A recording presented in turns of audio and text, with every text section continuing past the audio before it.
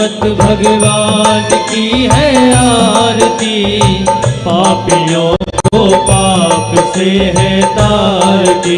ये अमर ग्रंथ ये मुक्ति पंथ ये पंचम वेद निराला, नव ज्योति जगाने वाला। ये अमर ग्रंथ ये मुक्ति पंथ ये पंचम वेद निराला, नव ज्योति जगाने वाला।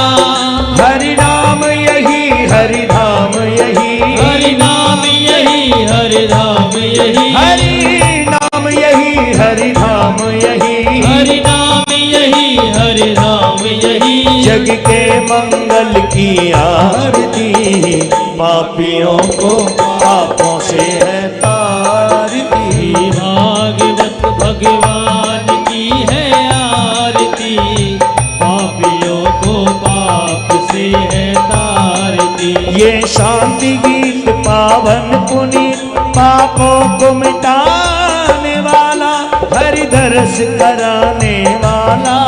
ये शांति गीत पावन पुनीत, पापों को मिटाने वाला, हरि दर्श कराने वाला। ये सुख करनी ये दुख हरनी, ये सुख करनी ये दुख हरनी, ये सुख करनी ये दुख हरनी, ये सुख करनी ये दुख हरनी। श्री मधुसूदन की आरती, पापियों को पापों से है तारती। भागवत भगवान की है आरती, पापियों को पाप से है तारती। ये मधुर बोल जग पंथ खोल, सतमार्ग बताने वाला, बिगड़ी को बनाने वाला। ये मधुर बोल जग पंथ खोल, सतमार्ग बताने वाला, बिगड़ी को बनाने वाला। मधुर बोल जग पंथ खोल, सतमार्ग बताने वाला, बिगड़ी को बनाने वाला। ये मधुर बोल जग पंथ खोल, सतमार्ग बताने वाला, बिगड़ी को बनाने वाला। श्री राम यही घनश्याम यही, राम यही घनश्याम यही, श्री राम यही घनश्याम यही, राम यही घनश्याम यही। प्रभु की महिमा की आरती, पापियों को पापों से है तारती। भागवत भगवान की है आरती, पापियों को पाप से है तारती। ओ श्री भागवत भगवान की है आरती, पापियों को पापों से है तारती। भागवत भगवान की है आरती, पापियों को पाप से है तारती। हम पापियों को पापों से है तारती, पापियों को पापों से है तारती। हम पापियों को पापों से है तारती, हम पापियों को पापों से है तारती। कर्पूर गौरम करुणावतारम, संसार सारम भुजगेन्द्रहार, सदा वसंतम हृदयारविंदे, भवं भवानी शरणं नमामि, भवं भवानी शरणं नमामि भवं भवानी सहितं नमामि। भवन्तु सुखिनः सर्वे सन्तु निरामया, सर्वे भद्राणि पश्यन्तु, मा कश्चित् दुःखभाग् भवेत्। बोले श्रीमद्भागवत महापुराण की जय, श्री व्यास भगवान की जय, परीक्षित महाराज की जय, वृंदावन बिहारी लाल की जय, आज के आनंद की जय। जय जय श्री राधे, जय जय श्री राधे, जय जय श्री राधे।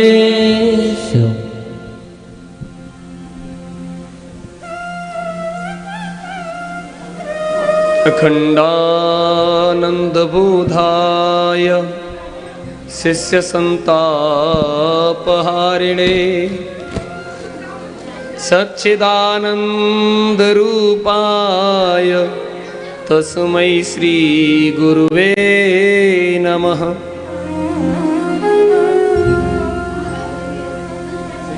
सच्चिदानन्दरूपाय विश्वोत्पत्त्यादिहेतवे तापत्रयविनाशाय श्रीकृष्णाय वयं नमः। यं प्रव्रजन्तमनुपेतमपेतकृत्यं द्वैपायनो विरहकातराजुहाव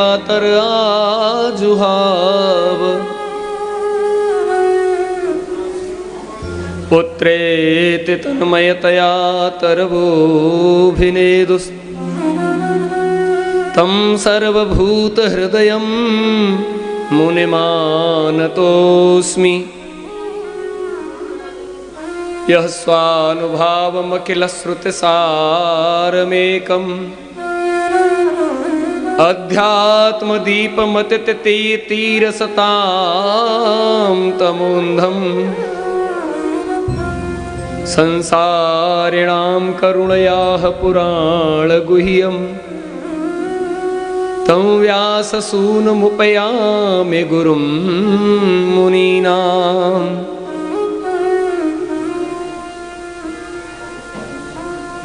ॐ नारायणं नमस्कृत्यं नरं चैव नरोत्तमं देवीं सरस्वतीं व्यासं ततो जयमुदीरयेत्।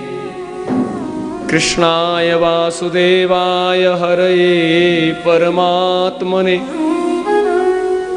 प्रणतक्लेशनाशाय गोविन्दाय नमो नमः। नमो भगवते तुभ्यं वासुदेवाय धीमहि प्रद्युम्नाय अनिरुद्धाय नमः संकर्षणाय च।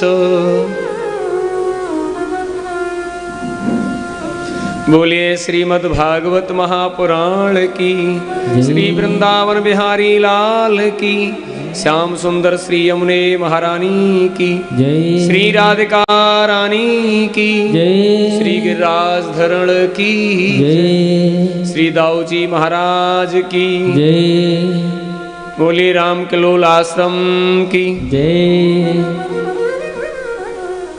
ब्रज के सब संतन की जय, ब्रज के सब भक्तन की जय। नमः पार्वती पतये हर हर महादेव। जय जय श्री राधे श्याम। रामाय रामभद्राय रामचंद्राय वेदसे रघुनाथाय नाथाय सीताया पतये नमः। अतुलित बलधामं हेमशैलावदेहं धनुजवनुकृशानुं ज्ञाननाम अग्रगण्यं सकलगुणनिधानं वानराणामधीशं रघुपतिप्रियभक्तं वातजातं नमामि। सच्चिदानंद भगवान की जय। संसार की चर्चा को विराम करके संसार से अपने मन को हटाकर परमात्मा के चरणों में एकाग्र करते हुए अपनी करतल ध्वनि से भगवान का नाम संकीर्तन करेंगे। श्री कृष्ण गोविंद हरे मुरारे हे नाथ नारायण वासुदेवा। श्री कृष्ण गोविंद हरे मुरारे हे नाथ नारायण वासुदेवा। श्री कृष्ण गोविंद हरे मुरारे हे नाथ नारायण वासुदेवा। श्री कृष्ण गोविंद हरे मुरारी, हे नाथ नारायण वासुदेवा। नमः परस्मै पुरुषाय भूयसे, सदुद्भवस्थान निरोधलीलया, ग्रहीत शक्ति त्रितयाय देहिनाम्, अंतर्भवायान् उपलक्ष्य वर्त्मने। श्री कृष्ण गोविंद हरे मुरारी, हे नाथ नारायण वासुदेवा। श्री कृष्ण गोविंद हरे मुरारी, हे नाथ नारायण वासुदेवा। यत् कीर्तनं यस्मरणं यदीक्षणं, यद् वन्दनं यत् श्रवणं यदर्हणं, लोकस्य साध्यो विधुनोति कल्मषं, तस्मै सुभद्र श्रवसे नमो नमः। श्री कृष्ण गोविंद हरे मुरारी, हे नाथ नारायण वासुदेवा। श्री कृष्ण गोविंद हरे मुरारे, हे नाथ नारायण वासुदेवा। श्री कृष्ण गोविंद हरे मुरारी, हे नाथ नारायण वासुदेवा। तपस्विनो दानपरायशस्विनो, मनस्विनो मन्त्रविदः सुमङ्गलाः, क्षेमं न विन्दन्ति विनाय दर्पणं, तस्मै सुभद्र श्रवसे नमो नमः। श्री कृष्ण गोविंद हरे मुरारी, हे नाथ नारायण वासुदेवा। श्री कृष्ण गोविंद हरे मुरारी, हे नाथ नारायण वासुदेवा। श्रियः पतिर्प्रजापतिर्धियां पतिर्लोकपतिर्धरापतिः, पतिर्गतिशान्धकवृष्णिसात्वतां, प्रसीदतां मे भगवान् सतां पति।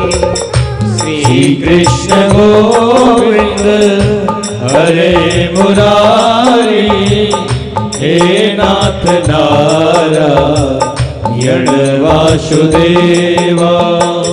श्री कृष्ण गोविंद हरे मुरारी, हे नाथ नारायण वासुदेवा। प्रचोदिताये न पुरा सरस्वती, वितन्वताज सतीं स्मृतिं हृदि, स्वलक्षणा प्रादुर्भूत्किलास्यत, समेरिषीणां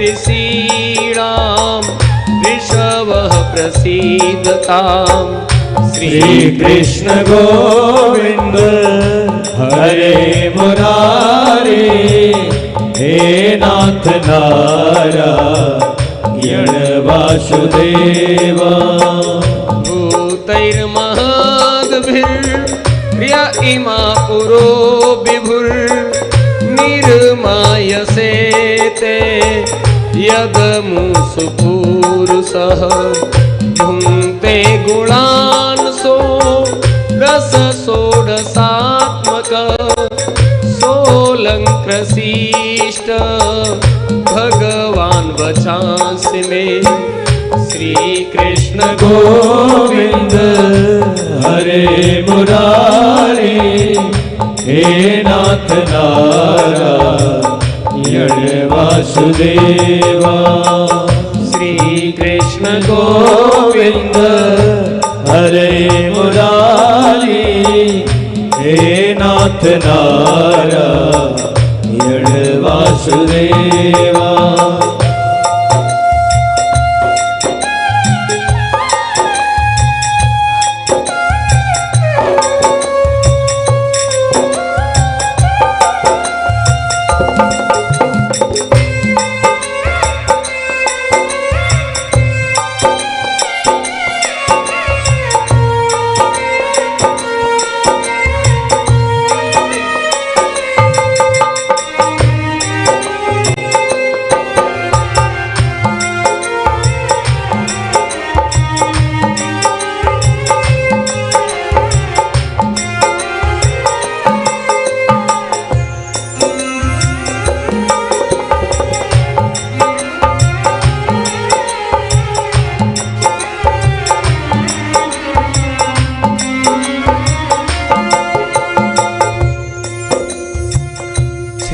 कृष्ण गोविंद हरे मुरारी हे नाथ नारायण वासुदेवा।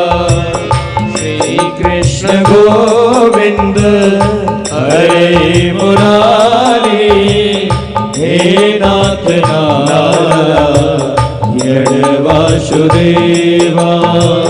हे नाथ नारायण वासुदेवा। बोलिए बाल मुकुंद भगवान की जय।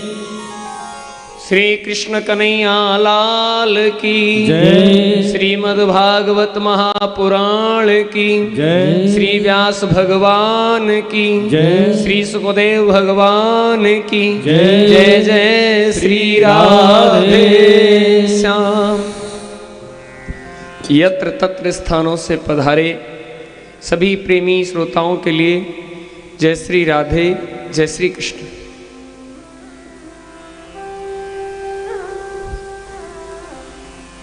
आज भगवान की चतुर्थ दिवस की कथा है। भगवान के श्री चरणों में कोटि कोटि वंदन और नमस्कार करते हुए कथा प्रारंभ करते हैं। आज की जो कथा है वह दान के लिए समर्पित है, ध्यान के लिए समर्पित है एवं समाधि की कथा है।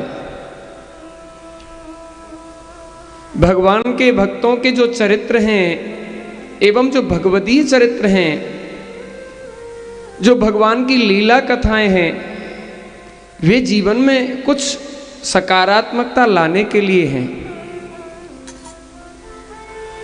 कथाओं को श्रवण करके महापुरुषों के चरित्रों से एवं परमात्मा की लीलाओं से हमें अपने जीवन को जानना होगा, हमें समझना होगा कि जीवन में एक सकारात्मकता लाने के लिए, एक विधेयता लाने के लिए, एक उच्चस्थ अवस्था को पाने के लिए, एक महत्तमता को प्राप्त करने के लिए हमें क्या करना चाहिए।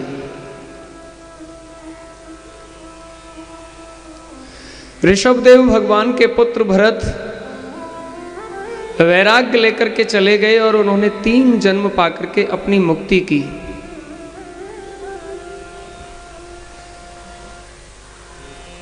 आपकी महानता, आपका पद, आपकी उच्चता, संपत्ति, भूमि, भवन, वाहन इत्यादि साधन संपन्नता, बड़ी बड़ी सिद्धियां जीवन का लाभ नहीं है। जीवन का लाभ तो बस इतना है जन्म लाभ परह पुंसाम अंते नारायणा स्मृति। अंत में भगवान की स्मृति हो जाए, यही जीवन का लाभ है। वे सब जीवन के लिए साधन तो हैं, परंतु वे साधनों को ही सिद्धि समझ लेना, ये हमारी अज्ञानता है। ज्ञान यही तो बताता है कि हमारी वास्तविक सिद्धि क्या है, हमारा लक्ष्य क्या है। हमारा लक्ष्य परमात्मा की प्राप्ति है। संसार के साधनों को जब अपना समझकर या उन्हें ही परम प्राप्य वस्तु समझकर जब हम उनमें अटक जाते हैं, तो फिर सच मानो कि हम अपने जीवन की वास्तविकता से भटक जाते हैं।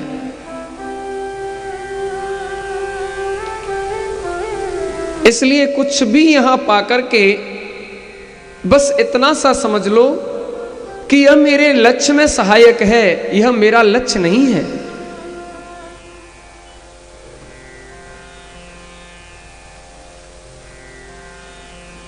शरीर मेरे लक्ष्य में सहायक है, लेकिन मैं शरीर नहीं हूं। आंखें परमात्मा के दर्शन करने के लिए सहायक हैं, परंतु मैं आंख नहीं हूं। जितना भी यहां विस्तार हो रहा है, जो मेरे लिए है, वह मेरे इस परम सिद्धि में सहायक है, लेकिन वास्तविकता में वह मेरा नहीं है, वह मैं नहीं हूं।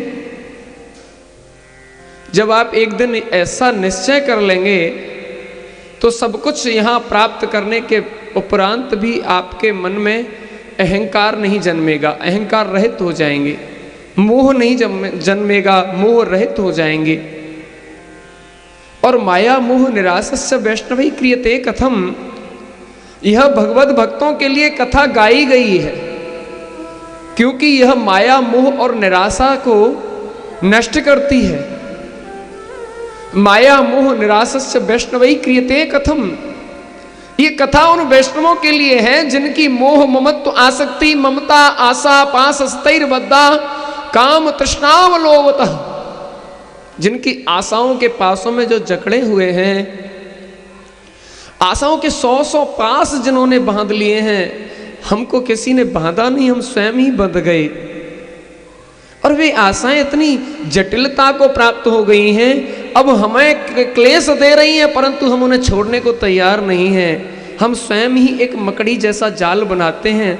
मकड़ी एक जाल बनाती है ना, ये सोच कर कि इसमें मैं आराम से रहूंगी, इसे कोई भेद नहीं सकेगा, इसमें कोई आ नहीं सकेगा। कदाचित वह ऐसा सोच करके उसे बनाती है कि जो इसमें आएगा वह अटक जाएगा, वह लटक जाएगा, वह मेरा भोजन बनेगा। लेकिन वह एक दिन उस जाल में स्वयं ही फंस जाती है। ऐसे ही हमने आशा पास सतैर्बद्धा,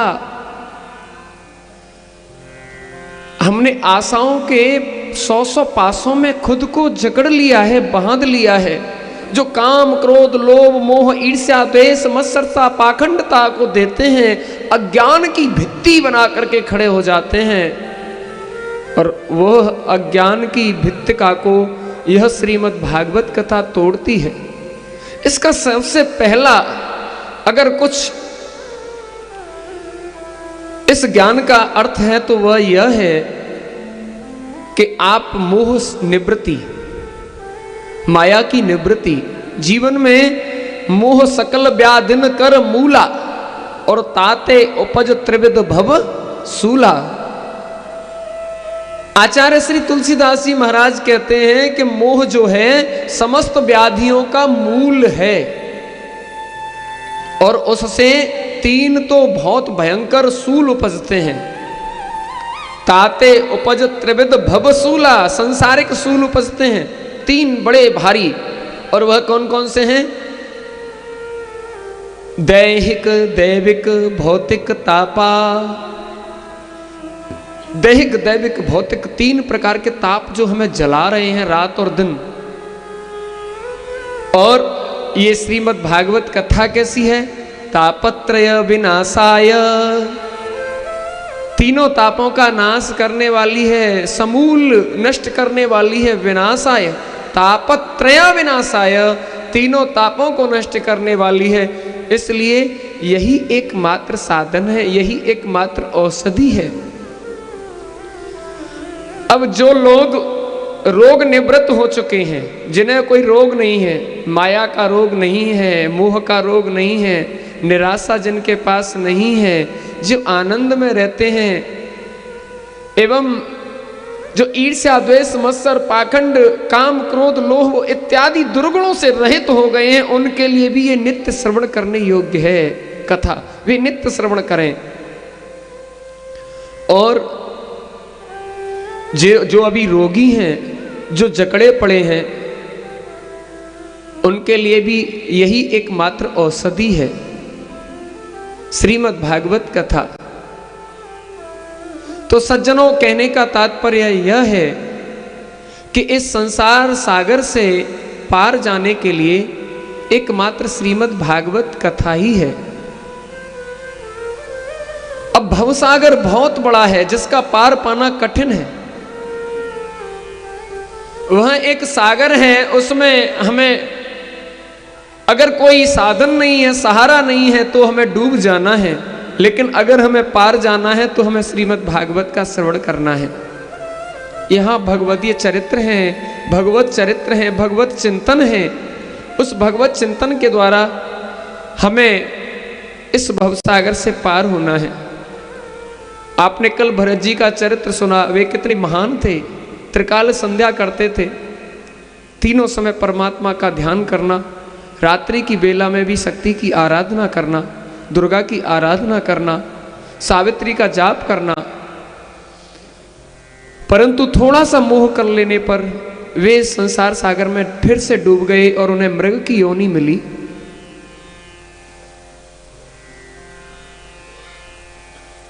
अतः दूसरे जन्म में मृग हुए, परंतु उन्हें अपना भान रहा, तो तीसरे जन्म में उन्होंने अपनी मुक्ति को पाया, अपने जीवन का उद्धार किया, परमात्मा को प्राप्त किया। तो इस संसार सागर में जो हमें सुख मिले हैं, वे हमें निरंतर भोगने के लिए नहीं मिले, त्यागने के लिए मिले हैं। अगर कोई व्यक्ति त्यागी है तो वह इस बात का त्यागी नहीं है कि कुछ लेता ही नहीं है या कुछ उसने संग्रह नहीं किया, उसके पास कुछ है ही नहीं, इसे त्याग नहीं कहते। पा लेना और पाने के बाद में जो आश्रित हैं, जो उसके पात्र हैं, जिन पर नहीं है, जो अभावग्रस्त हैं, जो दैन्यता और दुर्बलता में घिरे पड़े हैं, उन्हें बांट देना, यही सबसे बड़ा त्याग है। अब कोई आदमी समुद्र में डुबकी लगाए और निकलकर बाहर आए और फिर बोले कि मैंने तो बड़े बड़े हीरा जवाहरात मोती माणिक सबको देखा, लेकिन मैं त्यागी हूं इसलिए छुआ नहीं, तो वह त्याग नहीं है। वह अंदर से उन माणिक के मोतियों को लेकर आता और बाहर आकर के बांट देता, यही त्याग है। इसलिए संग्रही होकर के त्यागी बनिए।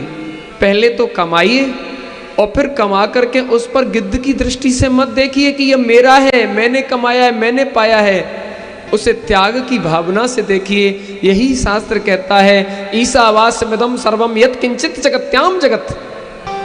यहां सब कुछ जो भी है वह परमात्मा ही है। यहां सब कुछ हमारा है, लेकिन केवल मेरे लिए नहीं है। यह सब कुछ हमारा है, लेकिन मेरे लिए नहीं है, यह सबके लिए है। इसलिए देवा भागम यथा पूर्वे, पहले देवताओं के भागों को निकालना सीखो, फिर अपने ज्येष्ठ जनों के, श्रेष्ठ जनों के भागों को निकालना सीखो।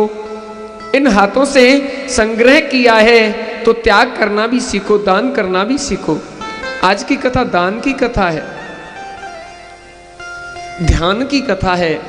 अगर परमात्मा ने आपको कुछ अच्छी अच्छी वस्तुएं दी हैं, अच्छा आलीशान घर दिया है, अच्छा कोठी बंगला दिया है, सुव्यवस्थित सारी चीजें गद्दा तकिया दिए हैं, तो उन पर बैठकर परमात्मा का ध्यान करना सीखो। कुछ लंबी स्टडी करो बैठ करके, कुछ चिंतन करो बहुत लंबा। आप केवल अपने लिए नहीं है, सबके लिए बनिए। मैं न केवल अकेला हूं, बल्कि मैं एक भारत हूं, ऐसा भाव करिए। ये जड़ भरत की कथा और भरत जी की कथा यही बताती है। भरत ने अपना जीवन अपने लिए नहीं जिया, इसलिए वे उनके नाम से पूरे इस अजनाब वर्ष खंड का नाम भारतवर्ष पड़ गया।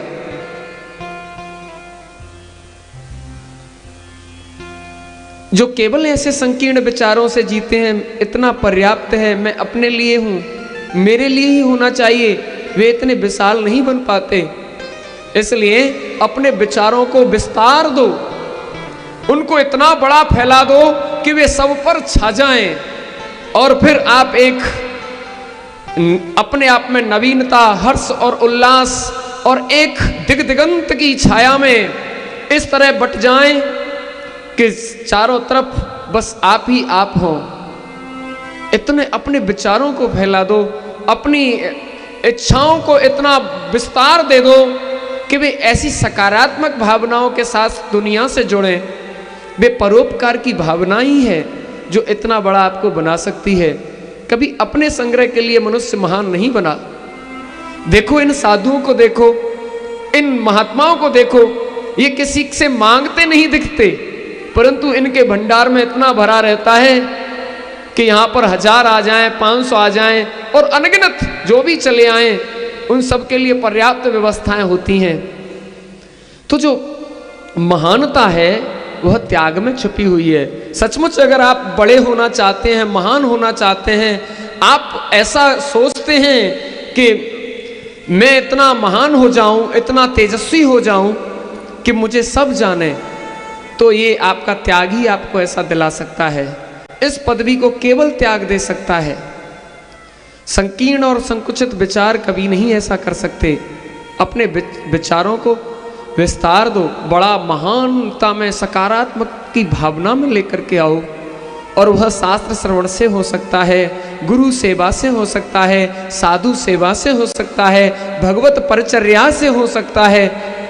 जब तक आप भगवत चिंतन, साधु सेवा, गुरु सेवा नहीं करेंगे, तब तक विचारों की मलिनता नष्ट नहीं होगी, विचार मलिन ही बने रहेंगे।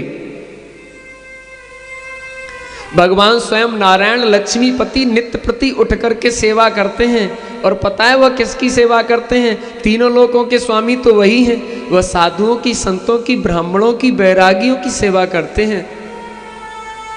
वे कहते हैं इन्होंने ही तो मुझे इतना महान बनाया है, ये ही तो मेरा गुणगान गा करके सबके साथ में मिलकर मेरा नाम लेकर कीर्तन कराते हैं। इसलिए विप्र प्रसादात धरणी धरोहम, विप्र प्रसादात कमलावरोहम, विप्र प्रसादात अजितः जितोहम, विप्र प्रसादात मम राम नाम। इन ब्रह्मवेत्ता तेजस्वी ब्राह्मणों ने मुझे इतना महान बना दिया कि मेरे नाम को अमर कर दिया। इसलिए सज्जनों, महान पुरुषों की सेवा करो। महंतास्ते, महान पुरुषों की सेवा करो। नायम देहो देह भाजाम न लोके, न केवल अपने लिए जियो, सबके लिए जीना शुरू करो। ये साधन केवल सोने के लिए और आराम करने के लिए नहीं है। इसलिए गद्दा तकियाओं के सुखों को, इन वांछाओं को त्यागो। और अगर ये मिल गए हैं आपको, अच्छे गद्दे तकिए मिल गए हैं, अच्छे सोफा मिल गए हैं और अच्छे बहुत गुदगुदे हैं, तो फिर उन पर बैठकर परमात्मा का चिंतन और ध्यान करो। देर तक सोचो, कुछ अच्छा और महान सोचो, शास्त्रों का चिंतन करो। राजाओं के पास तो कुछ भी कमी नहीं होती। एक राजा के पास बड़े सुंदर सुंदर पलंग थे सोने के लिए, और उसे पलंग पर सोने का बहुत शौक था, इसलिए वो नित्य नवीन पलंग पर सोता था। और उसके पलंग बिछाने के लिए अलग से एक दासी नियुक्त थी। एक दिन राजा भवन में सोने के समय पर नहीं आया, और वह दासी उसका आसन, उसका पलंग और सैया लगा करके वहीं पर खड़ी हो गई। देखने लगी यकायक उस राजा के पलंग को। वो बड़ा सुहावना और सुंदर लग रहा था। उसे देखकर वो अपने मन में एक क्षण के लिए सोचा कि न हो तो राजा तो आया नहीं है, मैं 1 मिनट के लिए इस पर सोकर देख लूं, इसका आनंद कैसा है। और वह जैसे ही उस मखमली सैया पर लेटी तो उसे अचानक से नींद आ गई, और इतनी देर में वहां पर राजा आ गया। राजा ने उसे अपनी सैया पर दासी को सोते हुए देखा तो कोड़े को उठा करके उसे उधेड़ डाला, और वो जोर जोर से चिल्लाने और रोने लगी, गिड़गिड़ाने लगी, हाथ पैर पकड़ने लगी। राजन, आज मुझे क्षमा कर दो भगवान, अब ये भूल जीवन में कभी नहीं होगी। और राजा ने उसे छोड़ तो दिया। वो बहुत जोर जोर से रो रही थी, रोते रोते खिलखिला करके हंस पड़ी। राजा उसकी हंसी को देखकर स्तब्ध रह गया और उसने पूछा कि दासी, तू हंसी क्यों है? क्या तू बता सकती है? राजा को लगा कि ये मेरी किसी बात को लेकर व्यंग कर रही है। उसने हाथ जोड़ करके कहा, क्षमा करें मेरे प्रेमी महाराज, मैं आपकी दासी हूं, आपके सामने बोलने की धृष्टता नहीं कर सकती। राजा ने कहा, तुझे बताना होगा, नहीं तो मैं और कोड़े मारूंगा। तब वह हाथ जोड़ करके कप कपाती हुई बोली, क्षमा करें महाराज, आप राजा हैं, न्याय वेदता हैं, आप जो भी करते हैं वह न्यायानुकूल होता है, वो संवैधानिक होता है, आप कभी गलत नहीं कर सकते। आज आपने मुझे दंड दिया है, वह इसलिए कि मैं इस पलंग पर लेट गई हूं, तो सचमुच वह पलंग पर लेटने का दंड है ना, इसलिए आपने मुझे दंड दिया और मुझे पीड़ा हुई, मैं रो गई। परंतु मुझे रोते रोते एक ख्याल आया कि जब इस पलंग पर लेटने का इतना बड़ा दंड है कि कोड़ों की मार से खाल उधेड़ दी गई है, तो मैं तो एक आध घंटे के लिए सोई हूं, जिसका जीवन निकल गया इस पर सोते सोते, उसे कितना बड़ा दंड मिलेगा। राजा के हाथ से कोड़ा छूट गया। वह हाथ जोड़ करके बोला, दासी मुझे क्षमा कर दे, आज तूने मेरी आंखों को खोल दिया है। तो सज्जनों, नायम देहो देह भाजाम लोके कष्टान कामान नर हते बिड बुझामी तपो दिव्यम पुत्रका येन सत्वम सुद्देद्यस्माद ब्रह्म सौख्यम त्वनंतम। भगवान ऋषभ देव का दिया हुआ ये उपाख्यान है, ये ज्ञान है कि इस संसार में जो हम मनुष्य जीवन लेकर के आए हैं, न केवल ये सुखों को भोगने के लिए है, यह त्याग पूर्वक जीने के लिए है। यहां से, इसी शरीर से हम ब्रह्मलोक के सुखों को भी प्राप्त कर सकते हैं।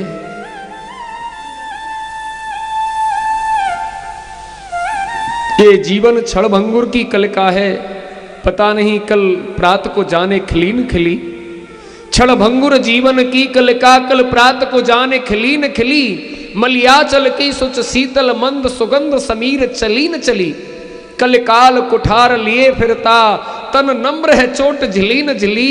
रटले हरि नाम अरी रसना जाने अंत समय पे हिली न हिली। इसलिए ये जीवन परमात्मा के नाम को स्मरण करने के लिए है। कथाओं से दृढ़ निश्चय होता है, कथाएं पवित्रता लाती हैं जीवन में, अंतःकरण की शुद्धि को करती हैं। कथाओं का मतलब ये नहीं कि आप पूर्णतः अब आपको कुछ करने की जरूरत नहीं है, कथा सुन ली बस हम तो तर गए। कथा सुनने का ही तात्पर्य यह है कि अब हमने भगवान की कथा में गोता लगा लिया है। जैसे गंगा स्नान करने के उपरांत फिर पाप करने की चेष्टा नहीं करनी चाहिए, ऐसे ही कथा सुनने के बाद फिर कोई अशुद्ध क्रिया नहीं करनी चाहिए जीवन में। एक जीवन को शुद्ध क्रियाओं में परिवर्तन कर देना, जीवन को शुद्ध क्रियाओं में परिवर्तित कर देना, यही कथा का सबसे बड़ा फल है। इसलिए ये भगवत चरित्रों को सुनने के बाद भी अगर हमने अपने जीवन में अपना चरित्र निर्माण नहीं किया, तो बताइए जमाने में फिर ऐसा कौन सा दरबार है जहां पर हम अपने चरित्र का निर्माण कर सकें। ईश्वर के समक्ष जाकर की भी जो पाप करते हैं वे रौरव और महारौरव नरक में पड़ते हैं। भगवान की कथाओं में, भगवान के मंदिरों में जाकर के जो अश्लीलता फैलाते हैं वे कुंभी पाक इत्यादि नरकों में डाले जाते हैं। जो जीवन में हमेशा चुगली, चुगलखोरी और कपट इत्यादि को लेकर के जीते हैं, उन्हें महान यातनाओं वाले नरक मिलते हैं। 27 प्रकार के नरक यमराज के यहाँ पर रहते हैं। उन बड़े बड़े खोलते हुए कुंडों में उन्हें डुबोया जाता है। सज्जनों, जो धर्म की मर्यादा का परित्याग करके उच्छृंखल भाव से जीवन जीता है, eat food and enjoy, eat drink and enjoy, खाओ पियो मौज उड़ाओ, कुछ भी नहीं है, ऐसा सोचकर जो जीते हैं वे कुत्ता कुकर सूकर इत्यादि नार की योनियों में डाले जाते हैं।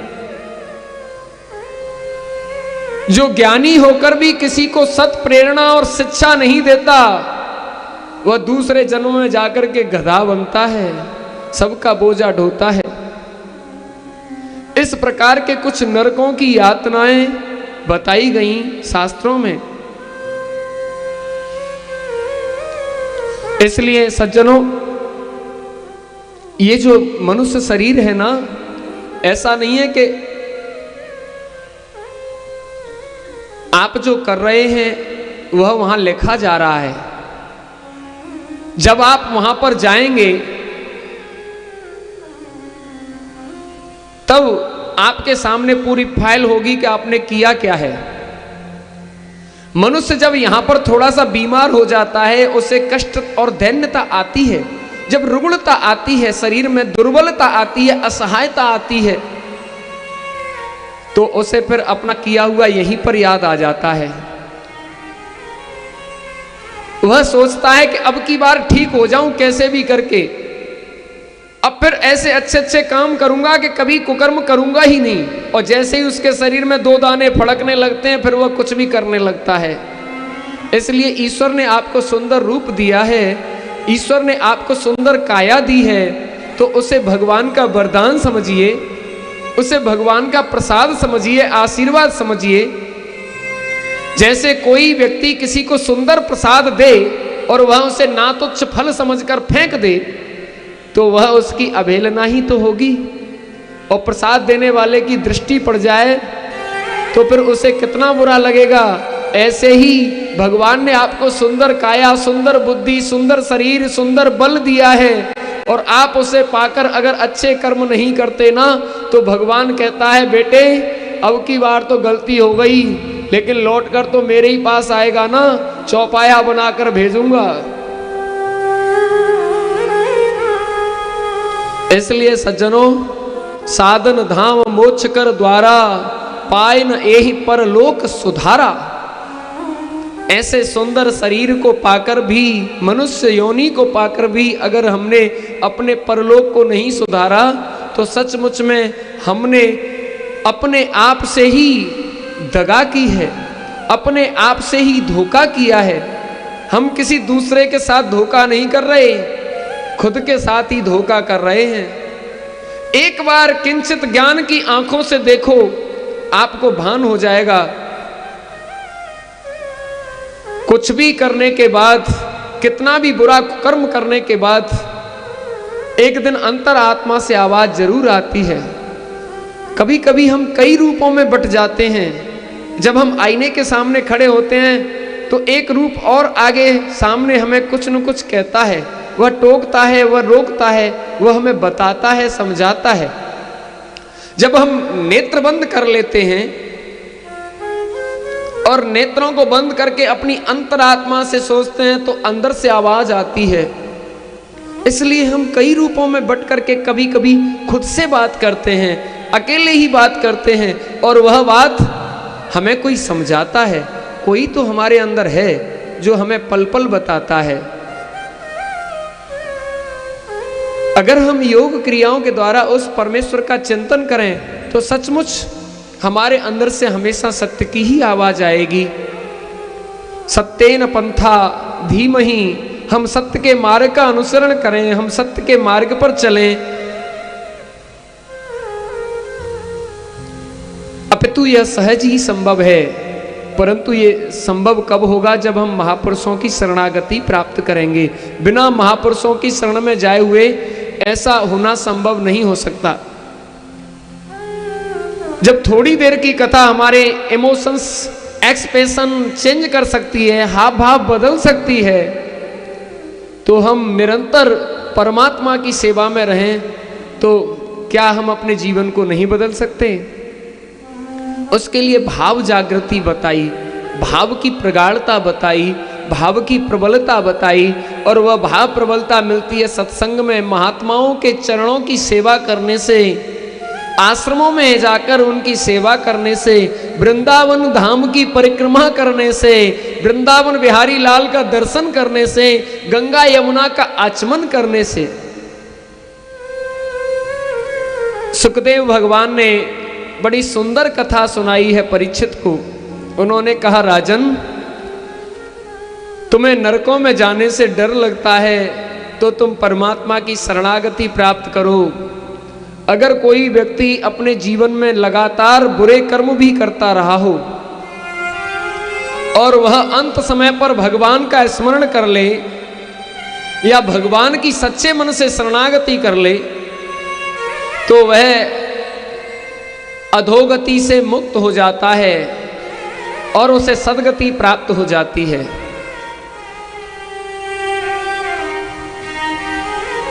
सत्संग की ऐसी महिमा है। बुद्ध ने अंगुलीमाल का जीवन बदल दिया था। कितने बड़े बड़े महात्माओं ने चंबल में जाकर दस्युओं से वार्ता की। वे अहिंसा के पुजारी थे। उन्होंने केवल अपने ज्ञान से, अपने दर्शन मात्र से ही जीवन को बदल दिया। जिनके जीवन में हिंसा भरी थी, जिनके जीवन में क्रोध, काम, लोभ भरा था, दूसरों को दमन करना, दूसरों को कष्ट देना, पीड़ा देना ही जिनका स्वभाव था, ऐसे लोगों के जीवन को उन्होंने बदल दिया। वे कुछ महान पुरुष ऐसे रहे होंगे जिन्होंने अनन्य भक्ति और भाव से ईश्वर की आराधना की होगी, क्योंकि जिसके अंतःकरण में शुद्धि है वही दूसरों को बदल सकता है। जिसका अंतःकरण स्वयं शुद्ध नहीं, वह दूसरों को नहीं बदल सकता। ऐसे बड़े बड़े महात्मा, वृंदावन का रंग जी का मंदिर रंगनाथ सेठ ने बनवाया। वे पहले भगवान के भक्त नहीं थे। वे किसी वैश्या से प्रेम करते थे और वैश्या के लिए फूल लेकर के जा रहे थे। एक महात्मा जी ने उनके एक ऐसा चांटा दिया कि पता नहीं उनकी ऐसे जीवन में क्या बदलाव हो गया कि उस चांटे को पड़ते ही उन्होंने सारी संपत्ति को परमात्मा के चरणों में समर्पित कर दिया। सबसे बड़ा मंदिर है रंग जी का, वृंदावन का सबसे बड़ा पुराना मंदिर है। गोदा मन्नार भगवान का दक्षिण भारत की शैली में बना है। सबसे ज्यादा सोना भी उसी में लगा हुआ है, और तो और सोने का लट्ठा भी उसी में है।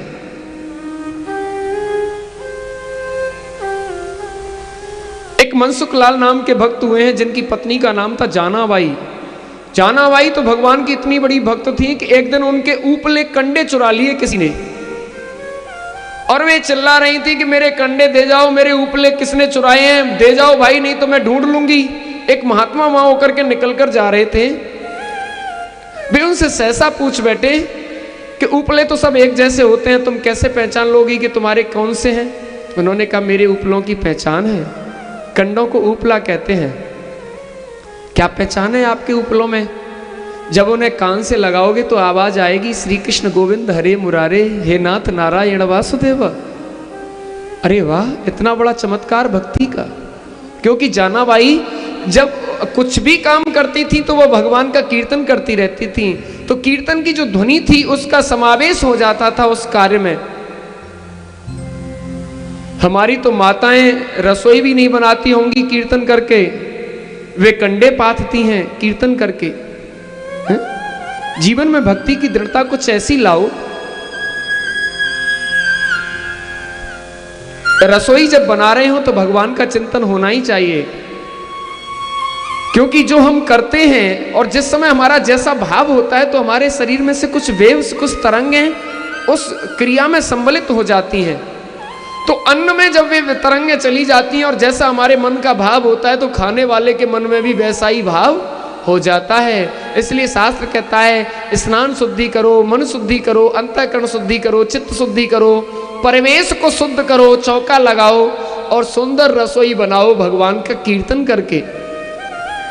ऐसा मन में ध्यान करो कि हम परमात्मा के लिए प्रसाद तैयार कर रहे हैं। तो फिर आपकी जितनी भी संतानें होंगी ना, वो भगवत चिंतन वाली होंगी। फिर आपको कभी किसी ज्योतिषी से या कभी किसी से भी ऐसा पूछना नहीं पड़ेगा कि मैं इनके लिए क्या करूं कि उनके लिए क्या करूं, ये मेरी बात नहीं मानते, वे मेरी बात नहीं मानते, मेरा पुत्र मेरी बात नहीं मानता। सिर्फ आप अपने जीवन में एक काम कर लो, जिस समय आप रसोई बनाते हो उस समय भगवत चिंतन कर लो, फिर आप जैसा सोचेंगे वैसा ही वे करने लगेंगे। एक वशीकरण का सबसे बड़ा मंत्र बता रहा हूं आपको। कुछ माताएं जाकर के पूछती हैं कि ऐसा कोई मंत्र बता दीजिए जैसे कि ये मेरे ही हो जाएं, सारी बातें मेरी मानने लगे। तो सबसे बड़ा मंत्र ये है कि सारा विश्व भी आपका हो सकता है यदि आप अपनी रसोई को शुद्धता से निर्माण करते हैं, आप रसोई को शुद्धता से बनाते हैं। आपका चिंतन अगर रसोई में शुद्ध है तो आपकी अन्न को जो भी खाएगा वह आपका ही हो जाएगा। सबसे बड़ा वशीकरण, इससे बड़ा वशीकरण कोई नहीं है दुनिया में, और ये केवल और केवल माताओं के द्वारा ही संभव है। इसलिए अपने घर की रसोई को जब भी रसोई में एंट्री करें तभी उसकी चौखट से ही आपका कीर्तन शुरू हो जाए, श्री कृष्ण गोविंद हरे मुरारे, हे नाथ नारायण वासुदेव। जानाबाई के कंडों में से भी आवाज आती थी, और उनके पति इतने बड़े बाम मार्गी कि कभी भगवान का नाम ही नहीं लेते। एक दिन जानाबाई ने उन्हीं ब्राह्मणों को, उन्हीं महात्माओं को लाकर अपने घर भोजन करा दिया, और मनसुख लाल ने जब देखा कि महात्मा भोजन कर रहे हैं तो वो महात्माओं पर टूट पड़े, अपनी पत्नी को मारने लगे।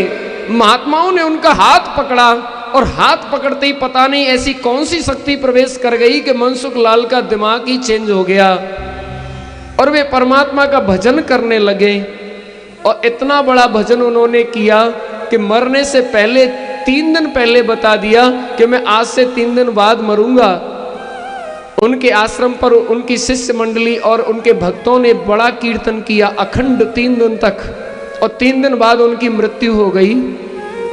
जिस समय उनकी अर्थी निकालकर गांव वाले ले जा रहे थे, उसी समय गांव के एक पटेल की लड़की की शादी हुई थी, और वह अपनी ससुराल पहली बार गौना होकर जा रही थी। अब एक तो डोली और एक अर्थी आमना सामना हो गया। घर वाले रोने लगे, ये तो अशगुन हो गया, सामने से मरे हुए व्यक्ति की अर्थी पड़ गई है। मनसुख लाल ने सोचा, जिस दिन से जीवन को बदला है किसी को दुख नहीं दिया, आज किसी की आंखों में आंसू देकर क्यों मरूं। इसलिए कंधे पर रखी हुई अर्थी में से आवाज आई, अरे भाई मुझे मेरे आश्रम में ले चलो, मैं आज नहीं मर रहा हूं, आज से फिर 3 दिन बाद मरूंगा। ये भगवान की भक्ति का ऐसा चमत्कार है। ये सच्ची घटनाएं मैं आपको बता रहा हूं। तो सज्जनों, भगवत चिंतन से, कीर्तन से अपने जीवन को बदला जा सकता है। एक अजामिल नाम के ब्राह्मण हुए हैं, भागवत में उनका वर्णन आता है, और वह ब्राह्मण योनि में भी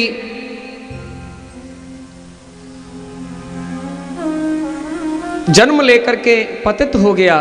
वह अजामिल कान्य कुब्ज दुज कश्चित दासी पतिरजामिल नाम नाम नष्ट सदाचारो दास्याः संसर्ग दूषितः।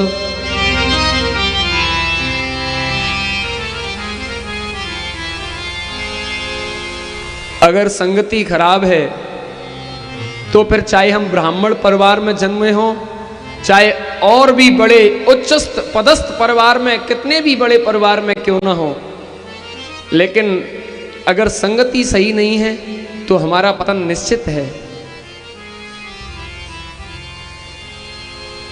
अगर आप स्नान करके आए और जहां धूल उड़ रही है वहां पर खड़े हो गए और 5 मिनट भी अगर खड़े रहे तो कोई आपसे ये कह देगा कि आपने स्नान किया है।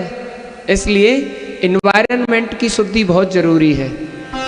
आपके आसपास वातावरण कैसा है, आप किस तरह के लोगों में अपना जीवन यापन कर रहे हैं, आपका पड़ोस कैसा है, आपकी संगति कैसी है, आपके मित्र कैसे हैं, आपके सहयोगी कैसे हैं, आपके अनुचर परिजन कैसे, बंधु बांधव हैं, उन सब में जहां आप रहते हैं वह परिवेश कैसा है, यह आपको समझना पड़ेगा।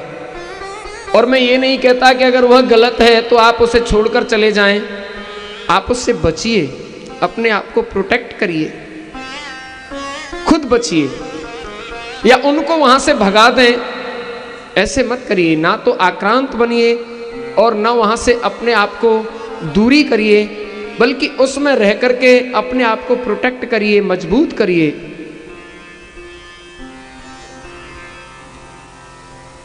वह एक ब्राह्मण जो दासी का पति था, दासी कहते हैं, दासी पत्र जामिल, जो अत्यंत गर्हित निंदनीय महिला थी, जिसे वैश्या कहते हैं, वह महिला उस वैश्या का पति बन गया हुआ।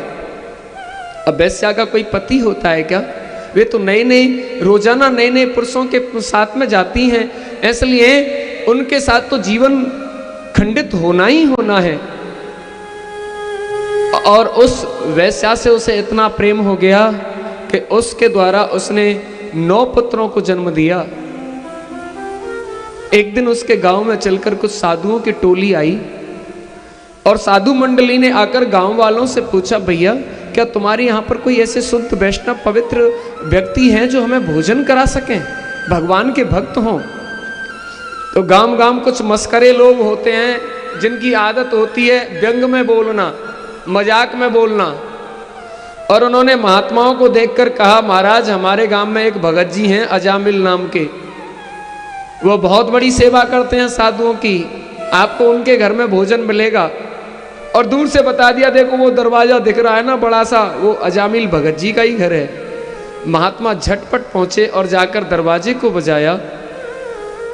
अजामिल घर पर नहीं था, लेकिन अजामिल की पत्नी निकल करके आई, जो वह वैश्या थी, और उसने आकर के कहा,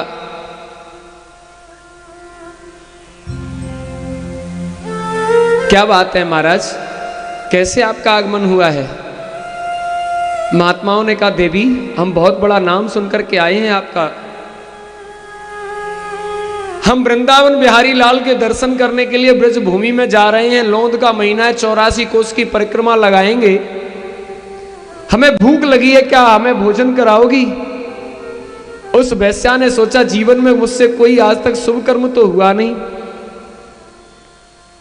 आज कम से कम मेरे एक दरवाजे पर साधु चल करके आए हैं, तो बहती गंगा में ही स्नान कर लूं। सबसे बड़ा पुण्य होता है सज्जनों, ब्राह्मणों को, साधुओं को, अतिथियों को भोजन कराना। शास्त्र कहता है गृहस्थियों का सबसे बड़ा धर्म अगर कोई है तो अतिथि देवो भव, वो अतिथि सेवा है। मात्र देवो भव, पितृ देवो भव, आचार्य देवो भव। हमारे 4 देवता बताए, माता, पिता, अतिथि और गुरु, आचार्य, ये देवता हैं, इनकी सेवा करो। उसने दरवाजे के अंदर घर में आंगन में बिठाया सबको पंक्ति में, और झटपट से भोजन बनाने लगी। बड़ा सुंदर भोजन उसने बनाया, क्योंकि उसके मन में साधुओं की वार्ताएं चल रही थीं, और साधु ने अत्यंत भूख तो लगी ही थी, इसलिए उस भोजन को बड़ी रुचिता से पा लिया। और वे कहने लगे, देवी हमें भोजन तो करा दिया, अब जो गृहस्थी ब्राह्मण साधु भोजन कराने के बाद दक्षिणा न दे तो उसका यज्ञ अधूरा होता है। आपने अन्य यज्ञ किया है, इसलिए अब हमें दक्षिणा भी दे दो। अब वह सोचने लगी, मेरे पास तो पैसा नहीं है, मैंने दक्षिणा कैसे दूं, और मेरा पति तो अत्यंत दुराचारी है, अगर उसने इन्हें देख भी लिया तो मुझे भी पीटेगा और इनको भी पीटेगा कि ये धरे पर पानी फिर जाएगा। वह घबरा कर बोली, बस करो महाराज, आप यहाँ से भोजन कर लिया हो तो जल्दी से निकल जाओ, अगर मेरा पति आ गया ना तो तुमने जितना खाया है उससे दूना उगलवा लेगा। आप नहीं जानते हो, बड़ा ही अत्याचारी है। साधुओं ने कहा, नहीं देवी हम बिना दक्षिणा लिए नहीं जाएंगे। इतनी देर में अजामिल धमका, उसकी आंखें लाल लाल हो रही थी, उसने मदरा का पान कर रखा था, जंगल से शिकार करके आया था। उन्मत्त होकर के वो घूर घूर कर देखने लगा। महात्माओं ने उनसे कहा, भैया हमें दक्षिणा चाहिए, अजामिल ने कहा सबसे बड़ी दक्षिणा यही समझो कि मैंने अभी तक तुम्हारे झोली डंडा को लेकर अपने घर में नहीं रखा है और तुम सेफ यहाँ पर बैठे हुए हो। जल्दी से मेरे घर को खाली करो, अन्यथा मैं डंडा लेकर के कूटना शुरू कर दूंगा।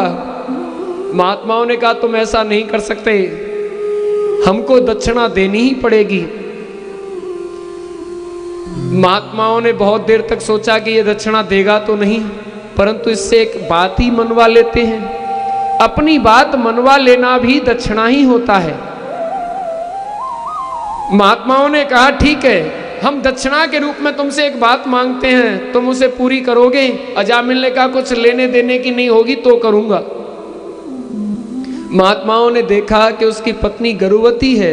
उन्होंने कहा अब की बार जो संतान हो उसका नाम नारायण रख लेना। अजामिल ने कहा ठीक है, तुम जल्दी से यहां से निकलो। और महात्मा तो निकल करके चले गए। उसकी पत्नी का प्रसूत समय आया और उसने एक पुत्र को ही जन्म दिया जो 10वां पुत्र था। उसका नाम उन दोनों ने मिलकर नारायण रख लिया। सज्जनों, अजामिल के जीवन का पाप करते करते बहुत लंबा समय बीत गया। उसकी अवस्था 80-85 वर्ष की हो गई और जब उसके पास बुढ़ापा आया तो बुढ़ापा तो बड़ा दुख में होता है। वह असमर्थ हो गया। एक दिन खाट में पड़े पड़े उसे बहुत दर्द हुआ, पीड़ा हुई और उसने देखा मेरे सामने यमदूत आ गए हैं। उसके प्राणों को खींचने लगे तो वो जोर से चिल्लाने लगा, अरे ओ बेटे नारायण, मेरे पास आओ। देखो मेरे पुत्र नारायण, तुम कहाँ हो? मुझे कोई खींच रहा है, मुझे कोई पीड़ा दे रहा है। जब बार बार नारायण पुकारा तो नारायण पुत्र तो नहीं आया, लेकिन भगवान नारायण के पार्षद प्रकट हो गए और उन्होंने अपनी शक्ति से उन यमदूतों को रोक दिया। जब उन यमदूतों के पास को उन्होंने काट डाला और यमदूतों को पीछे धकेल दिया और अपने तेज से वहां पर इतना प्रकाश फैला दिया कि उसकी आंखें चौंधे आ गईं, कुछ भी उसे दिखाई नहीं दिया। वह बस सुन रहा था पड़े पड़े कि क्या हो रहा है। तब यमदूतों ने हाथ जोड़कर कहा, आप दोनों महान कौन हैं? तब वे पार्षद बोले, हम भगवान नारायण के पार्षद हैं, बैकुंठ से आए हैं। आप इस पापी के यहां पर क्यों पधारे हैं, क्या कारण है? पार्षदों ने कहा, अब ये पापी नहीं है, ये धर्मात्मा हो गया है। इसने भगवान नारायण का स्मरण कर लिया है। जो अपनी जिह्वा पर एक बार भी नारायण नारायण बोलते हैं उनके जन्मों के भी पाप नष्ट हो जाते हैं। हम तो बहुत बार बोलते हैं तो हमारे भी हो जाएंगे ना? नहीं होंगे। क्यों नहीं होंगे? क्योंकि हम यहां से बोल रहे हैं, हमें ही नहीं पता कि हमने कब नारायण बोला है। जब हम यहां से बोलेंगे तब नारायण हमारे पापों को नष्ट करेंगे, क्योंकि सारा मल तो पेट में होता है ना, और प्राण कहां होते हैं? नाभि के पास। इसलिए नाभि से जुड़े हुए प्राण होते हैं और परापश्यंत बैखरी वाणी भी नाभि से छू करके आती है। लेकिन कभी कभी हम कंठ से बोलते हैं, कभी हम हृदय से बोलते हैं, कभी हम मुंह से बोलते हैं, कभी हम नाभि से तो नहीं बोलते। जो नाभि से बोला जाता है ना, चाहे वो अच्छा हो या बुरा, वह पूरा हो जाता है। जिसे हम आत्मा से कहते हैं, आत्मा से आशीर्वाद, आत्मा से गाली, आत्मा से किसी को श्राप जब हम देते हैं ना तो वह पूरा हो जाता है। क्योंकि यहाँ पर आत्मा में नारायण रहते हैं, यहाँ प्राण रहते हैं, यहाँ चेतना है, यहाँ शक्ति है, यहाँ विश्वात्मा श्री हरि है। जब हम भगवान श्री हरि को यहाँ से पुकारेंगे नाभि से, तो वह आवाज उन तक जाएगी, वह हमारे पापों का बंधन काट डालेंगे। इसलिए अपने अंतःकरण को शुद्ध करके नाभि से, अपने प्राणों से, अपनी चित्त चेतना से बोलो, अपनी आत्मा से बोलो। एक बार परमात्मा का नाम अपने हृदय से भी बोलो, मन से भी बोलो, बुद्धि से भी बोलो, चित्त से भी बोलो, प्राणों से भी बोलो। जब आपका संपूर्ण शरीर रोमांचित होकर उस नाम से भर जाएगा तो फिर उसमें कहीं पाप ठहरेगा ही नहीं। पर पता है, हम ऐसे बोलना भी चाहते हैं पर बोल नहीं पाते, क्योंकि हमने जो पाप इकट्ठा कर लिया है ना अपने हृदय में, वह पाप हमें डांट देता है, ए चुप रहे, इतने दिन से तो तूने मुझे कमाया है, कमा कमा कर अंदर इकट्ठा किया है, अब आज इन पंडित जी की बातों में आकर बाहर निकाल देगा, तेरी मेरी दोस्ती खत्म हो जाएगी, इसलिए 2 मिनट ही तो कीर्तन कराएंगे, चुपचाप बैठा रहे। अगर तूने कुछ और ज्यादा एक्टिविटी की तो फिर मुझे बाहर निकलना पड़ेगा। इसलिए वह पाप हमें दबा देता है और हम धीरे धीरे धीरे धीरे गुनगुनाने लगते हैं, वहीं वहीं हिल करके तालियां बजाने लगते हैं, पर कभी हम रोमांचित और गदगद होकर, प्रफुल्लित होकर, आनंदित होकर, बिखर कर परमात्मा के लिए नहीं गाते। जब झूम कर नहीं गाया, घूम कर नहीं गाया, बिखर कर नहीं गाया, भगवान के लिए प्रफुल्लित और आनंदित होकर के नहीं गाया, वह वाणी भगवान तक नहीं पहुंचती। इसलिए हमारे जीवन का भी उद्धार हो सकता है। अजामिल की मौत भी टल गई, तेरी मौत टली न टली, ले लो रे कोई राम का प्यारा, आवाज लगाऊं गली गली। अजामिल की मौत तो टल गई, तेरी मौत टली न टली, अजामिल की मौत तो टल गई, तेरी मौत टली न टली, ले लो रे कोई राम का प्यारा, शोर मचाओ गली गली, बोलो राम बोलो राम बोलो राम राम राम, बोलो राम बोलो राम बोलो राम राम राम। राम नाम के हीरे मोती मैं बिखराऊं गली गली, राम नाम के हीरे मोती मैं बिखराऊं गली गली, राम नाम के हीरे मोती मैं बिखराऊं गली गली, ले लो रे कोई राम का प्यारा, शोर मचाओ गली गली, बोलो राम बोलो राम बोलो राम राम राम, बोलो राम बोलो राम बोलो राम राम राम।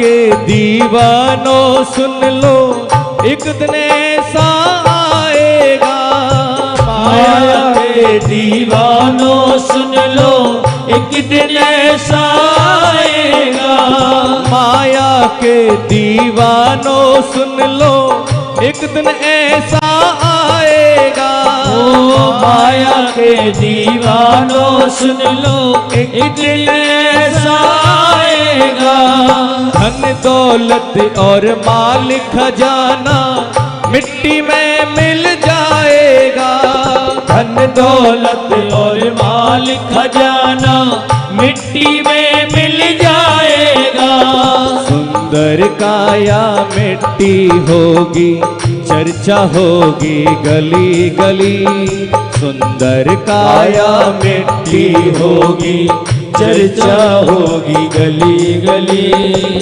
ले लो रे कोई राम का प्यारा, शोर मचाओ गली गली, बोलो राम बोलो राम बोलो राम राम राम, बोलो राम बोलो राम बोलो राम राम राम। राम नाम के हीरे मोती मैं बिखराओ गली गली, राम नाम के हीरे मोती मैं बिखराऊं गली गली। ले लो रे कोई राम का प्यारा, शोर मचाओ गली गली। बोलो राम, बोलो राम, बोलो राम राम राम, बोलो राम, बोलो राम, बोलो राम राम राम।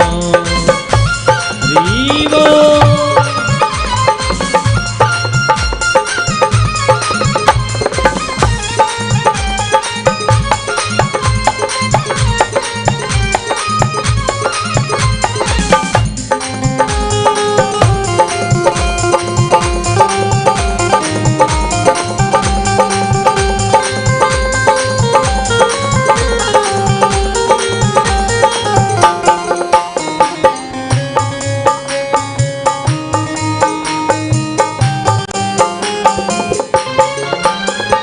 दुनिया को तू कब तक पगले अपनी अपनी गाएगा।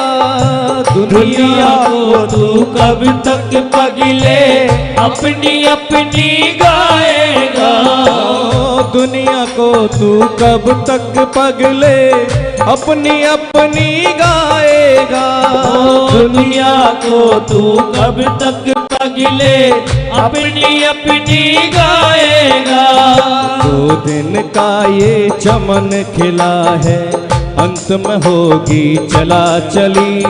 दो दिन का ये चमन खिला है, अंत में होगी चला चली। ईश्वर भज ले, भक्ति कर ले, बात कहूँ मैं भली भली। ईश्वर भज ले, भक्ति कर ले, बात कहूँ मैं भली भली।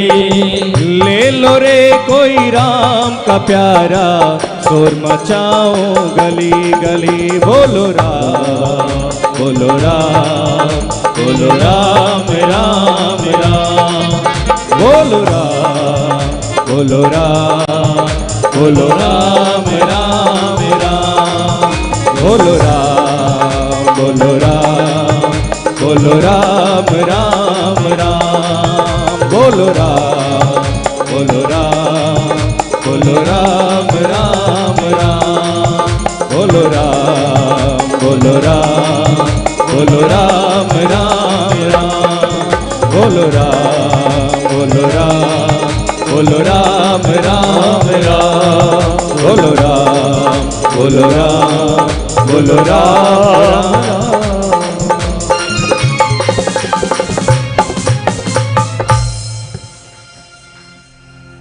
बोले श्री बांके बिहारी लाल की जय।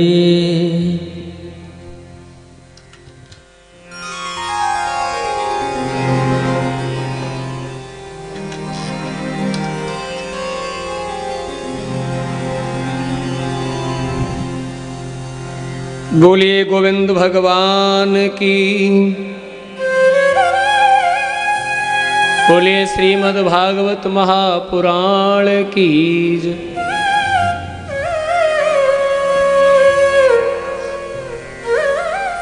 सज्जनों, इस प्रकार अजामिल के समक्ष भगवत पार्षदों का और यमदूतों का संवाद हुआ और वे यमदूत वहां से जाने लगे। तब उन्होंने भगवान के पार्षदों से पूछा कि क्या एक बार नारायण नाम लेने से मुक्ति हो सकती है? इसने जीवन भर पाप किया है। तो भगवान के पार्षदों ने कहा कि तुम हो कौन, अपना ठीक ठीक परिचय बताओ पहले। उन्होंने कहा कि हम तो यमराज के दूत हैं और इसके पाप कर्म करने के कारण इसके प्राणों को खींचने के लिए आए हैं। हम धर्मराज के दूत ही हैं। तब भगवान के पार्षद बोले, क्या तुम धर्म की परिभाषा जानते हो? यूं तो धर्म की अनेकों परिभाषा हैं जो अलग अलग विद्वानों ने अपने मतों से प्रकट की हैं। धार्यते इति धर्म, जो सबको धारण करता है वह धर्म है, और जो सबको धारण करना चाहिए वह धर्म है। परंतु यहां पर भागवत में यमदूतों ने धर्म को बड़ी अच्छी तरह से प्रतिपादित किया। वेद प्रणहितो धर्मो यधर्मस्तद विपर्ययः वेदो नारायणः साक्षात् स्वयंभूरि इति विशुश्रुमः।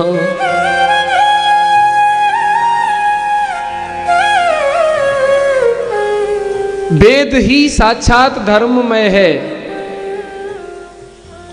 उसमें जो कहा गया है, उसमें जो लिखा है वह सब कुछ धर्म है, और उससे जो उल्टा है वह सब अधर्म है। धर्म और अधर्म की परिभाषा सुनना। जो वेद में नहीं है, जो वेद से उल्टा है, जो क्रिया वेद विहित नहीं है, जो वेद में निहित नहीं है, जो उसका विपर्य भाव है वही अधर्म है। और जो वेद आदेश करता है, जो वेद कहता है वह सब कुछ धर्म है। जैसा वह पालन करने के लिए कहता है वही धर्म है। जिसके लिए वेद रोकता है, जिसके लिए वेद टोकता है, वह सब अधर्म है। क्योंकि वेद साक्षात नारायण है, और भगवान नारायण ने उसे सबसे पहले ब्रह्मा जी को सुनाया।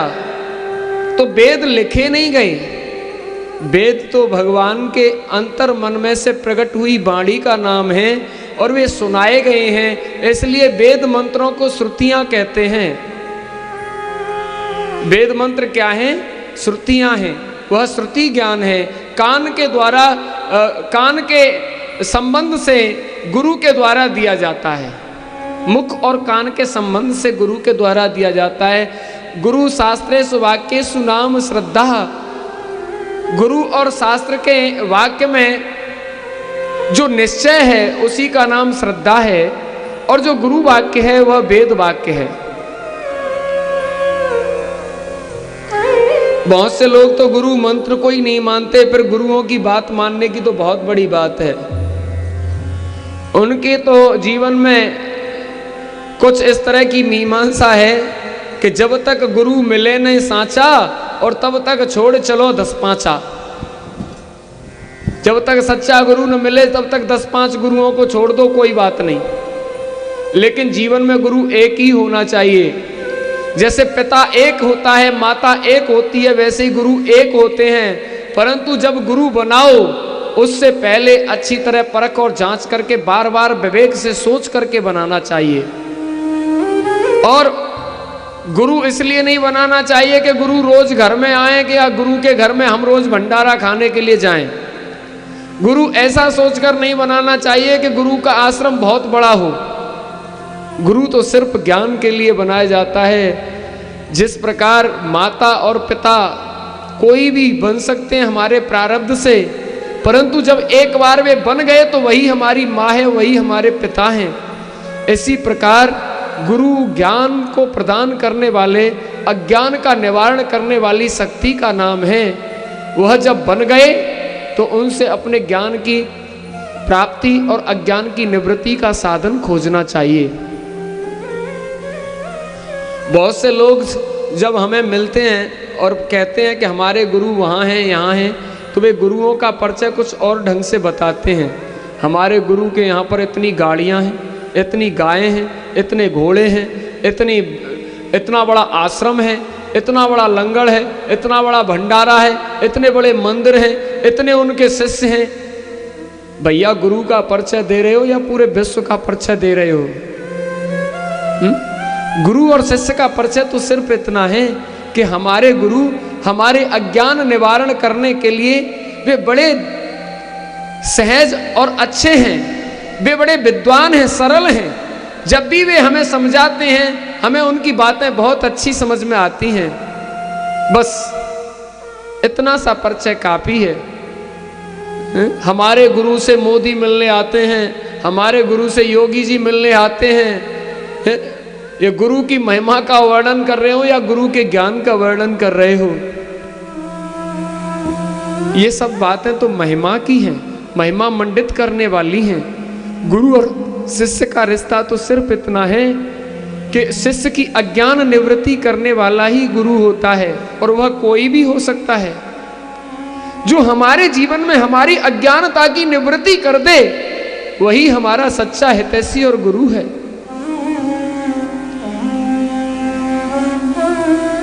जो लालन पालन करने वाली माता है उसके रूप का वर्णन मत करो, उसकी करुणा और ममता का वर्णन करो। जो पिता हैं उनके वैभव विस्तार का वर्णन मत करो, उनके अनुग्रह और उनकी करुणा का वर्णन करो। वे कैसे हैं, उन्होंने कैसे स्वयं दुख सहकर के हमें सुखों में पाला है। हमारी सारी मनोनुकूलित वृत्तियों को उन्होंने परिष्कृत करते हुए हमें सब कुछ समुचित व्यवस्थाएं जीवन में दी हैं। उत्थान के लिए, हमारी कुशलता के लिए, हमारे अच्छा परिवेश हमें दिया है, हमारी सफलता के लिए। वे उस समय अपनी मजबूरियों में कैसे घिरे रहे हैं, फिर भी वे हमसे छुपाते हुए सब कुछ हमें देते रहे हैं। इतना बड़ा त्याग जीवन में और किसका हो सकता है। गुरु कहीं भी बैठकर किसी भी अवस्था में हमें ज्ञान देते हैं। वे हमारे अज्ञान का, अंधकार का नाश करते हैं और सचमुच वे हमें जीवन में एक नई राह दिखाते हैं।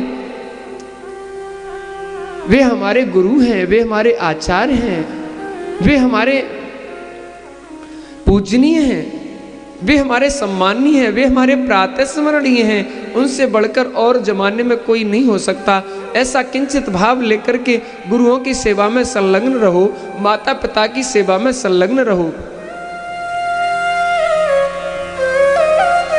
जब रोटी बनकर आती है, कड़क होती है, तो उसे चाव से खाने का मन करता है, लेकिन जिसने बनाई है उसने अपनी उंगलियों को उस रोटी के साथ अग्नि में तपाया है। किंचित उसके लिए भी सोचो, कैसे बनाया है उसने। उन भंडारी सेवा पुजारी जो हमारे लिए भगवान का दर्शन कराते हैं, सुंदर छवि बना करके, श्रृंगार करके, लेकिन वो ठीक भोर में 4 बजे उठते हैं, सर्दी गर्मी बरसात सबको सहन करते हैं और परमात्मा की सेवा में जाते हैं, सुंदर परमात्मा का श्रृंगार करते हैं। हम तो 7 बजे उठ करके नहा करके 8 बजे जाकर उनकी झांकी का दर्शन कर लेते हैं। एक बार मंदिर में जाओ तो भगवान से पहले पुजारी को नमस्कार करो, उसके तप को नमस्कार करो, तो सचमुच आपको दर्शन करने का लाभ प्राप्त हो जाएगा। आश्रमों में जाओ तो महंत पुजारियों को नमस्कार करो, साधुओं को नमस्कार करो। तो जब घर में अपने माता पिता को नमस्कार करो, वे निरंतर वंदनीय हैं, वे जीवन की अंतिम श्वास तक वंदनीय हैं। हम उनके ऋण को कभी नहीं चुका सकते। किए हुए को तो सब भोग लेते हैं, प्राप्त हुए को तो सब भोग लेते हैं, किए हुए को तो सब खा लेते हैं बना करके, जो बना हुआ भोजन होता है, लेकिन उसके पीछे जिसने क्लेश पाया होता है उसके बारे में सोचोगे तो सचमुच उस भोजन में फिर आपकी अहमता ममता मिट जाएगी।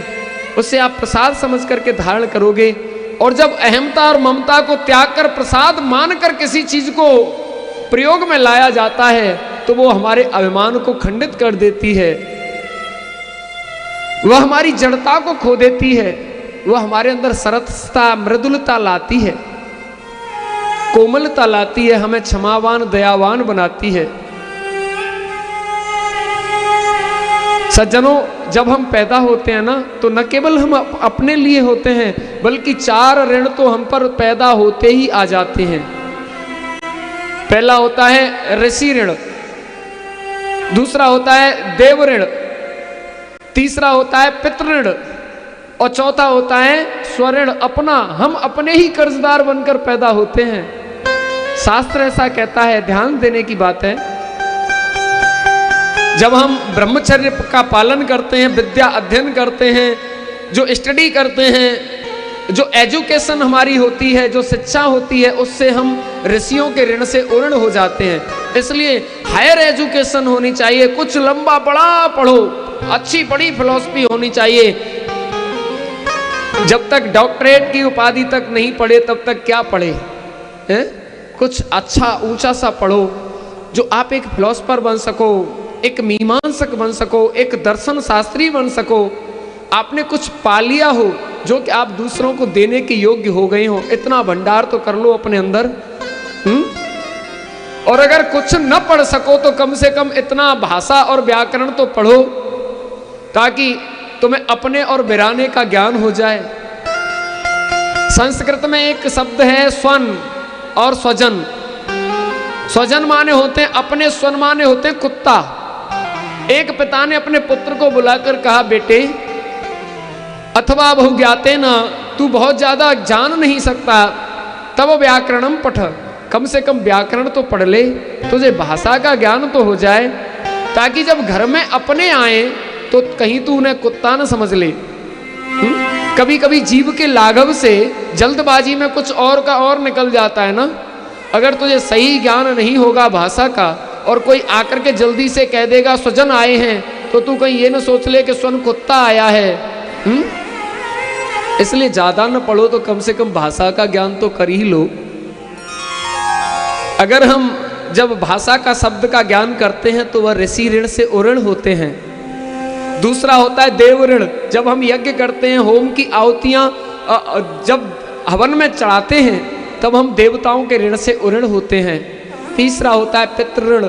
जब हम ब्राह्मण भोजन कराते हैं, भंडारा कराते हैं, कुआ बामली इत्यादि बाग बगीचा कथा भागवत ये सब कराते हैं, तो हम पितृ ऋण से उऋण हो जाते हैं। और एक होता है आत्मचिंतन, मैं कौन हूं और कहां से आया हूं। जब हम ऐसा चिंतन करते हैं, मेरा क्या कर्तव्य है संसार में, मुझे क्या करना है, और हम सुंदर कर्म करते हैं, दया दान से द्रवित हो जाते हैं, क्षमा से भर जाते हैं, उस समय हम अपने ऋण से मुक्त होते हैं। सज्जनों, हम स्वयं भी अपने ऋणी हैं, हमें अपना भी कर्जा उतारना है। अब सोचो कि हमारे कितने कर्ज उतर गए हैं। इसलिए क्रम से अपने जीवन को जियो। इसीलिए 4 आश्रम बताए। ब्रह्मचर्य आश्रम में रह करके ऋषि ऋण से उऋण होना, और गृहस्थ आश्रम में रह करके पितृ ऋण से उऋण होना, वानप्रस्थ में रह करके देव ऋण से उऋण होना, और फिर संन्यास लेकर के स्वयं के ऋण से उऋण हो जाना। हम चारों ऋणों को जब चुका देते हैं तब हमें आत्म शांति, हमारे जीवन की गति प्राप्त होती है।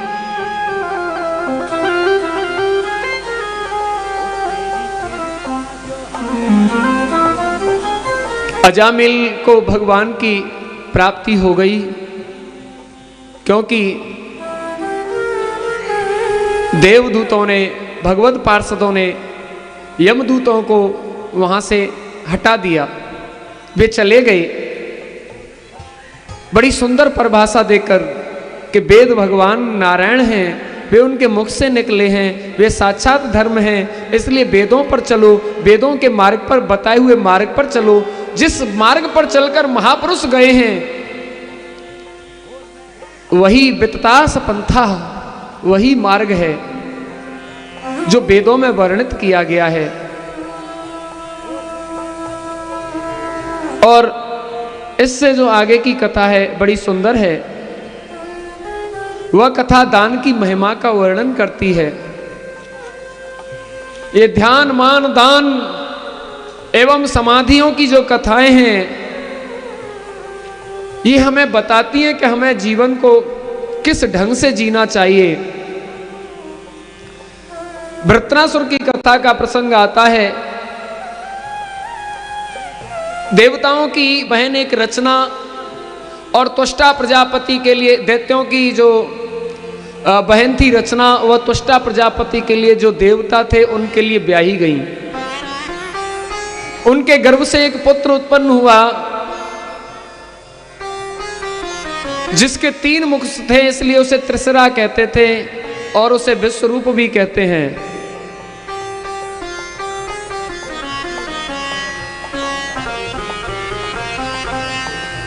त्रिशरा नाम का जो बालक था उसके 3 मुख थे और वो तीनों मुखों से 3 तरह की वस्तुओं का ओदन किया करता था।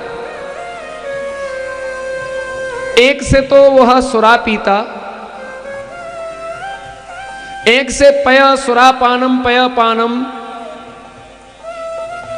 एक से जो है दूध पीता और एक से अन्न खाता। उसकी मां दैत्य कुल की थी, इसलिए उसमें माता की भी प्रवृत्ति थी और पिता की भी प्रवृत्ति थी, और वह मनुष्य लोक में पैदा हुआ बालक था, इसलिए उसमें मनुष्यों की भी प्रवृत्ति थी।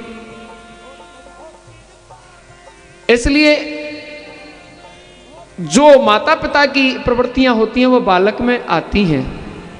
हम अपने बच्चों को तो संस्कारी बनाना चाहते हैं, पर अपनी आदतों पर कंट्रोल नहीं करना चाहते। जब तक हम स्वयं को परिष्कृत नहीं करेंगे, अपनी आदतों को नहीं सुधारेंगे, तब तक बच्चे की आदत नहीं सुधर सकती है। यो आचरती स आचार्य है, जो आचरणवान है वह आचार्य है। केवल डिग्री नाम लिखने से आचार्य नहीं हो जाते। आचार्य उन्हें कहते हैं जो आचरणवान हैं, और आचरणवान को बोलने की जरूरत नहीं होती, उसको तो देख करके ही लोग सीख जाते हैं। इसलिए माता के गुणों से भावित होकर उन्होंने मदिरा का पान किया, पिता के गुणों से भावित होकर उन्होंने पेय पान किया, दूध का पान किया, और मनुष्यों के गुणों से भावित होकर, सामाजिक गुणों से भावित होकर उन्होंने अन्न का पान ओदन किया, अन्न खाया। 3 प्रकार के द्रव्यों को वे भोजन करते हैं। परंतु वे बड़े भगवत भक्त हैं, निष्ठ की ब्रह्मचारी हैं, और जंगल में रह करके तपस्या करते हैं। एक दिन देवताओं के गुरु बृहस्पति उनसे रूठ गए। अब देवता संकट में पड़ गए कि कोई तो गुरु जीवन में होना चाहिए। तो गुरु बदला तो नहीं जा सकता, लेकिन कुछ समय के लिए उन्होंने व्यवस्था की, टेम्परेरी। उन्होंने कहा कुछ समय के लिए शत्रुओं से बचने के लिए, भयों से बचने के लिए गुरु की होना बहुत जरूरी है। हमें शिक्षा कौन देगा? देखिए आजकल जो घर हैं वो बड़े मॉडल घर बन रहे हैं और बड़े मॉडल परिवार बन रहे हैं। हम 2 हमारे 2 बस, और चौथा कोई नहीं। हम 2 और हमारे 2 वाले एकांकी परिवार हो गए हैं। और जब से ऐसा हुआ है, ये कल्चर आया है, ये वेस्टर्न कल्चर है, और जब से ये भारत में इसने प्रवेश किया है, तब से सच मानो सबसे ज्यादा डिप्रेशन के मरीज बढ़े हैं, सबसे ज्यादा हाइपरटेंशन, स्ट्रेस, बीमारियां बढ़ी हैं। एक मानसिक मन स्थिति बदल गई है, लोगों की मानसिक पीड़ाएं बढ़ गई हैं। जब हमारे घर में बुजुर्ग हुआ करते थे, वे हमें लोरी गाते थे, कथा सुनाते थे, कहानी सुनाते थे, थपकी लगाकर सुलाते थे। उनके हाथ में ऐसा जादू होता था कि हमारी नींद भी गहरी होती थी और हम अच्छे और बलिष्ठ और पूरी तरह से पुष्ट भी होते थे। माँ की थपकी में कुछ ऐसा अद्भुत आश्चर्य होता है कि बालक चुपके से सो जाता है और उस थपकी से ही वो फूल जाता है। दूध तो वो बहुत थोड़ा सा पीता है, लेकिन उस थपकी से ही वो मोटा तंगड़ा ताजी हो जाता है। ये माँ का वात्सल्य